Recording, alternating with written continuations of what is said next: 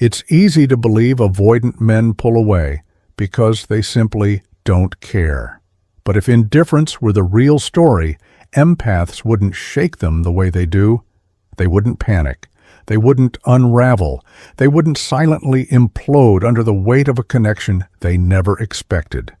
The truth is this: avoidant men don't back away from empaths because the empath is too much. They back away because the connection exposes everything they've spent a lifetime trying to hide. Avoidant men can't handle empaths for long because an empath doesn't interact with their surface. She interacts with their unconscious. She sees the cracks in their armor before they do. She senses the fear behind the distance, the hurt behind the anger, the longing behind the silence, and nothing terrifies an avoidant man more than being seen without his permission. Avoidant men operate like a person guarding a secret room inside themselves. They'll show you every hallway, every doorway, every safe and controlled surface-level space. But an empath doesn't stay in the hallways. She moves instinctively toward the locked room, the place inside him where he hides his shame, unmet needs, childhood wounds, and the version of himself he never learned how to accept. And for an avoidant man, this isn't intimacy. This is intrusion, even if it feels good, even if it feels right, even if he wishes he could stay.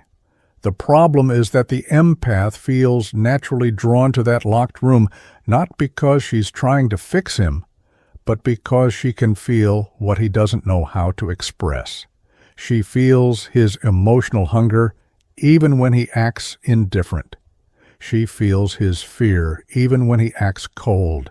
She feels his attachment even when he behaves as though he couldn't care less. And this is where the psychological split begins, because an avoidant man cannot reconcile being deeply affected by someone while desperately trying not to need them. The empath becomes the mirror he never asked for, reflecting both the man he is and the man he could be. And Jung was right. Most people don't run from others. They run from the parts of themselves they aren't ready to confront. The empath doesn't just activate his desire for closeness. She activates his buried wounds. She awakens the part of him that feels unworthy of love, incapable of trust, and terrified of depending on anyone. He starts to experience emotions he thought he outgrew: longing, vulnerability, hope, and panic. So he does the only thing he knows how to do. He distances. He withdraws. He shuts down, not because the connection didn't matter, but because it mattered too much. An avoidant man sees intimacy the way someone sees a sudden bright light after living in a dark room for years. It doesn't feel warm. It feels blinding, disorienting, overwhelming. And the empath, with all her intuitive presence, becomes that light. But here's the part most empaths never understand. When he pulls away, he's not returning to a place of emotional safety. He's returning to a prison he doesn't realize he built.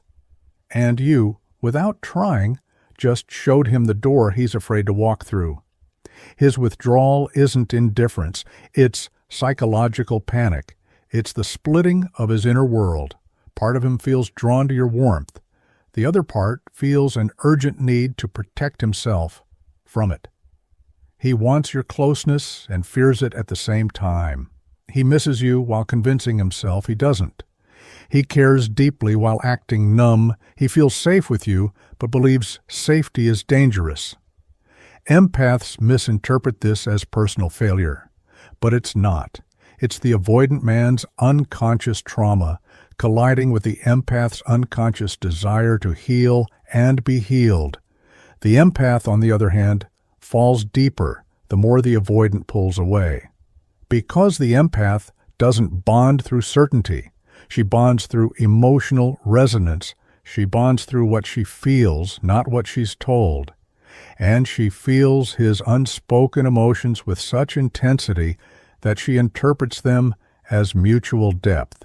She assumes that if she just stays patient, stays loving, stays understanding, he'll eventually open, that he'll eventually see she's safe. But an avoidant man doesn't run because you aren't safe. He runs because safety itself feels threatening. Eventually, the empath enters what Jung called the shadow dance, where she starts to neglect her own needs in order to preserve the connection. She becomes the emotional container for both people. She carries the weight of the relationship on her back. She hopes harder. She tries harder. She heals harder. And he retreats further. The connection becomes unbalanced, not because she is too emotional, but because she is the only one emotionally present. The empath begins to feel abandoned while still trying to care for the abandoner. Confused, she asks herself, how can someone feel so connected to me one moment and vanish the next? How can he look at me like I mattered, then disappear as if nothing happened? The answer lies in the tension between his longing and his fear. He is drawn to the empath's warmth, yet terrified of needing it. He wants closeness, but believes closeness equals loss of control. The empath isn't dangerous, but the parts of himself that she awakens feel dangerous to him. This is why avoidant men can't handle empaths for long. The empath disrupts the avoidant's emotional equilibrium. She brings light into a system built on emotional avoidance. She asks nothing verbally, but everything energetically. And most importantly, she triggers his deepest unconscious fear, the fear of being loved, in a way he doesn't know how to sustain. He leaves not because you were wrong for him, but because you were right for him, in ways he wasn't ready for. He leaves because you stirred feelings he doesn't have the tools to hold. He leaves because your presence forces him to confront the very wounds he's tried to outrun his entire life. But here is the part that shifts everything for the empath. You were never meant to shrink your light just so he could tolerate it. You were never meant to silence your intuition just so he could avoid his truth. You were never meant to heal someone at the cost of abandoning yourself. Empaths lose themselves in avoidant relationships because they confuse emotional resonance with emotional reciprocity. Feeling his hidden emotions is not the same as him showing up. Feeling his potential is not the same as him choosing to grow. Feeling his attachment is not the same as him offering connection. The healing begins when the empath sees the pattern clearly. You are not being rejected. You are being released from someone incapable of meeting you at the level you were offering. Avoidant men don't just leave because they can't handle you. They leave because your presence makes them confront the emotional work they have avoided their entire lives. And your path isn't to make them stay. Your path is to make yourself free from internalizing someone else's fear as your inadequacy, free from confusing inconsistency with depth, free from mistaking emotional chaos for chemistry. When the empath finally steps back, the dynamic breaks. And this is when something unexpected happens.